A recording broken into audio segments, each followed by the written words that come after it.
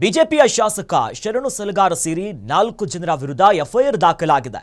ಬೀದರ್ನ ಬಸವ ಕಲ್ಯಾಣ ನಗರ police ಠಾಣೆಯಲ್ಲಿ ಸದ್ಯ FIR ಆಗಿದೆ.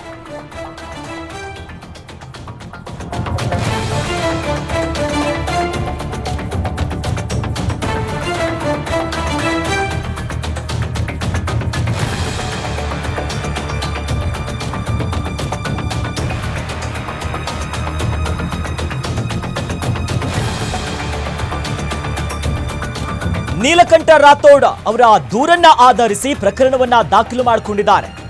ಬಸವ ಕಲ್ಯಾಣ ಬ್ಲಾಕ್ ಕಾಂಗ್ರೆಸ್ ಅಧ್ಯಕ್ಷ ನೀಲಕಂಠ ರಾಥೋಡ್ ಇವರ ದೂರಿನ ಅನ್ವಯ ಸದ್ಯ ಎಫ್ಐಆರ್ ಆಗಿರೋದು. ಶಾಸಕ ಶರಣು ಸಲಗಾರ ವಿರುದ್ಧ ಜೀವ ಬೆದರಿಕೆಯ ಆರೋಪ ಕೇಳಿಬಂದಿದೆ. ಮಾಜಿ ಸಿಎಂ ಮಗ ವಿಜಯ್ ಸಿಂಗ್ ವಿರುದ್ಧ ಸುಳ್ಳು ಸುದ್ದಿಯನ್ನ ಹಬ್ಬಿಸಿದ್ದಾರೆ. ಗೋವುಗಳ ರಕ್ಷಣೆಯ ನೆಪದಲ್ಲಿ ಸುಳ್ಳು ಸುದ್ದಿಯನ್ನ ಹಬ್ಬಿಸುತ್ತಿದ್ದಾರೆ. ನೈತಿಕ ಪೊಲೀಸ್ ಗಿರಿಯನ್ನ ಪ್ರದರ್ಶಿಸಿ ಅವಾಚ್ಯವಾಗಿ ಬೈದಿದ್ದಾರೆ. ರಾಜಕೀಯ ದ್ವೇಷದಿಂದ ನಿಂದಿಸಿ ತೇಜೋವತಿಯನ್ನ ಮಾಡ್ತಿದ್ದಾರೆ ಅನ್ನೋದಾಗಿ ನೀಲಕಂಠ ರಾಥೋಡ್ ಅವರು ದೂರಿನಲ್ಲಿ ಇವೆಲ್ಲ ಅಂಶಗಳನ್ನ ಉಲ್ಲೇಖ ಮಾಡಿದ್ದಾರೆ. ಸದ್ಯ ದೂರಿನ ಪ್ರತಿಯನ್ನ ಕೂಡ ನಾವು ಗಮನಿಸ್ತಾ ಇದ್ವಿ.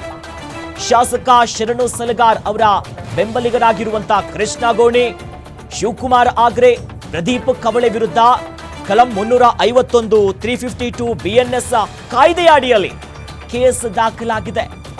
ಜೂನ್ 28ರಂದು ದಾಖಲಾಗಿದ್ದಂತ ದೂರು ಸದ್ಯ ತಡವಾಗಿ ಈ ಪ್ರಕರಣ ಬೆಳಕಿಗೆ ಬಂದಿದೆ. ನಿನ್ನೆಯೂ ಕೂಡ ಇದೇ ಒಂದು ವಿಚಾರ ಸುದ್ದಿಯಲ್ಲಿತ್ತು. ಶರಣ ಸಲಗಾರ್ ಅವರು ಕೆಡಿಪಿ ಸಭೆಯಲ್ಲಿ ಸಾಕಷ್ಟು ಅಸಮಾಧಾನಗಳನ್ನ ಹೊರಗಾಕಿದ್ರು. ಬಟ್ ಈಗ ಗೊತ್ತಾಗ್ತಿರೋದು ಆ ವಿಚಾರ ಅಲ್ಲ.